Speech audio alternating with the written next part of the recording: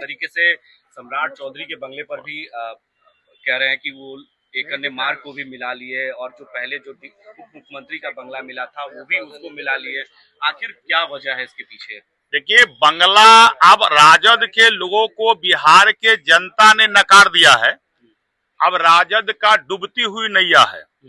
उस नैया पर जो लोग सवारी करेंगे उनका भी डूबना तय है।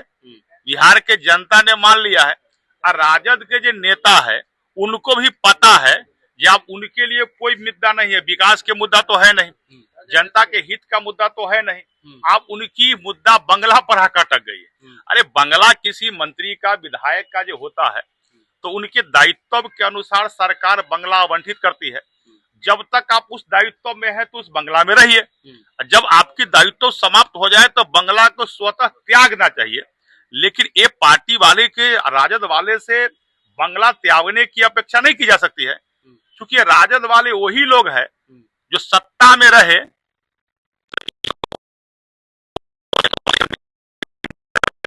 जमीन के बदले लोगों को नौकरी तक ले लिया। क्या है? सही। और नौकरी के बदले इन लोगों ने जमीन और बंगला लिखवा लिया। तो जो लोग नौकरी के बदले बिहार के गरीबों से जमीन और बंगला लिखवा लिया हो, वो लोग सरकार का बंगला भी छोड़ना नहीं चाहता है।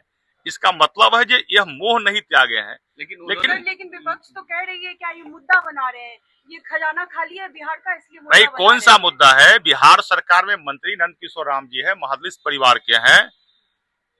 और भारतीय जनता पार्टी जब महादलित समाज के बेटा को मंत्री बनाता है उसे बंगला आवंटित हुआ है। अब महादलित परिवार का बेटा है, वो बंगला आवंटित हुआ है, तो आप उनको बंगला नहीं देना चाहते हो? क्या चाहते हैं? उसका अधिकार को छीन कर रखना। इसलिए ये लोग को बंगला पर से राजनीति हटकर स्वतः त्यागना चाहिए। भाई लोग क्या करेंगे? सब लोग करेंगे हम खाली नहीं करेंगे, तो क्या करेंगे? हम लोग कुछ नहीं करने वाले हैं, फोर्स भेजेंगे। अब वो खाली करे या ना करे, कानून की डंडा बड़ा चलता है। यहाँ बिहार में सुशासन के राज है। अब किसी की दादागिरी नहीं चलती है, किसी की दबंगगिरी नहीं चलती है। वो समय खत्म हो गया। अब कानून का डंडा चलता है। कानून काम करेंगे तो हम क्या करेंगे भाई? भाई तो कानूनी प्रक्रिया है। जब कानून का डंडा चलेगा तो वही होता है ना। मंगनीलाल मंडल ने कहा है कि लेसी सिंह को गुमान हो गया। नहीं भाई, लोकतंत्र में किसी जनप्रतिनिधि को गुमान नहीं होता है। मंगनीलाल मंडल जी को तो राजद के लोग नोटिस देता है क्या? वो तो कार्यालय में कुर्सी में बैठे रहते हैं और राजद में निर्णय होता है, उनको अपने जानकारी नहीं होता है, बाद में जानकारी होता है जो क्या हो क्या से। वो तो अपने आत्मा से दुखी है, क्या कीजिएगा?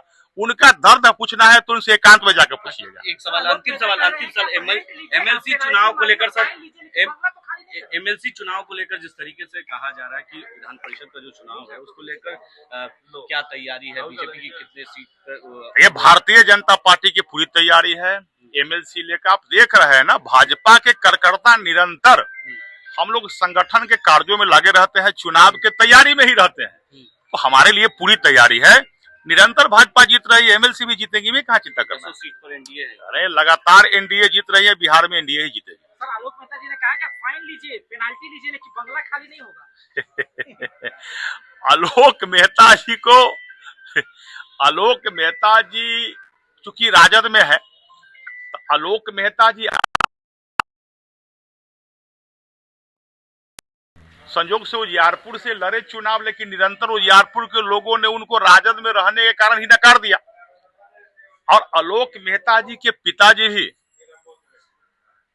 निरंतर बिहार सरकार में मंत्री रहे। लेकिन आलोक मेहता जी को थोड़ा सा सोचना चाहिए, जो भाई सरकार के नियम से हटकर कोई नहीं चल सकता है। और यह आरजेडी की पार्टी का नहीं है, सरकार का नियम है। और सरकार के सैद्धांतिक नियम में सरकार का नियम वही लागू होगा, न कि राजद का नियम लागू होगा। ठीक, थैंक यू सर।